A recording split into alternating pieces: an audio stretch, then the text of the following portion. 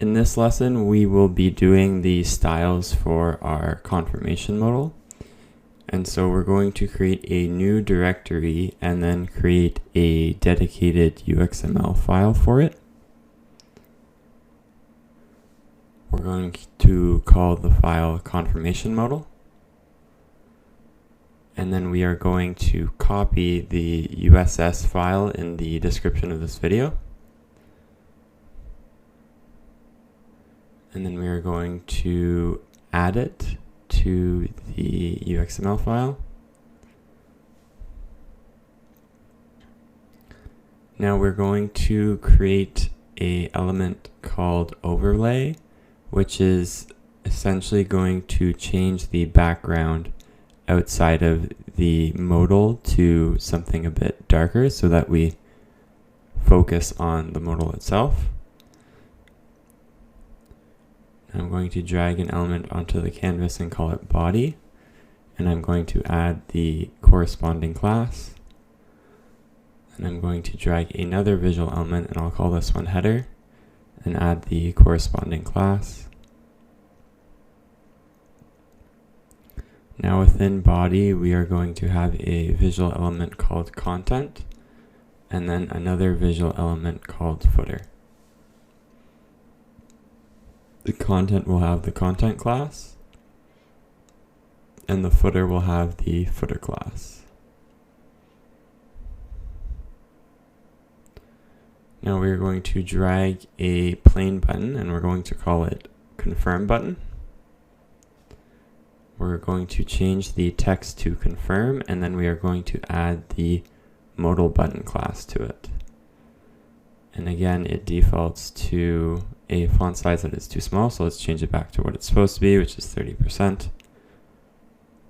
We're going to duplicate the button, and then I'm going to call the second one close button, and we will change the text to reflect that.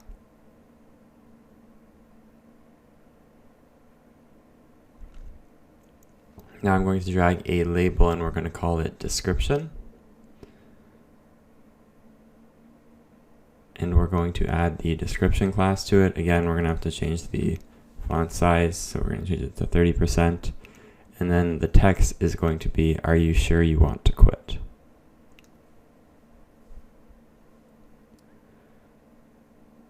Now we're going to drag a label onto the header, and we're going to call it title.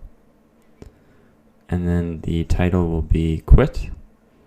And we will add the modal title class to it. Again, we need to update the font size. I'm going to set it to 40%. Now we are going to drag a plain button onto the header, and we're going to call it close button. And we're going to add the appropriate class. And lastly, we're going to drag another visual element onto the button called close button icon. And then we're going to add the close button icon class. You can see if we press preview, the button styles change when they're active.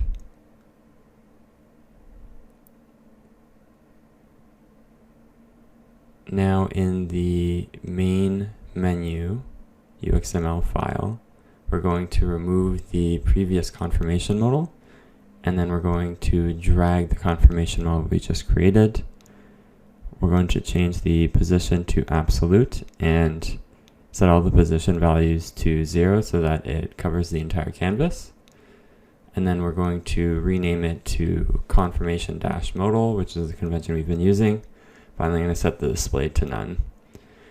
Now, in our previous confirmation modal, we didn't have a close button, so now we're going to query for it, and we are going to call the cancel function when it's clicked.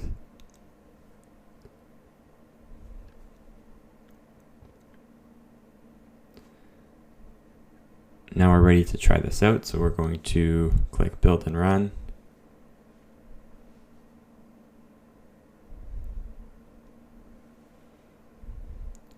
Then if I hit exit, we get our confirmation modal. If I click cancel or close, it closes the confirmation modal without exiting the game. And if I say confirm, it exits.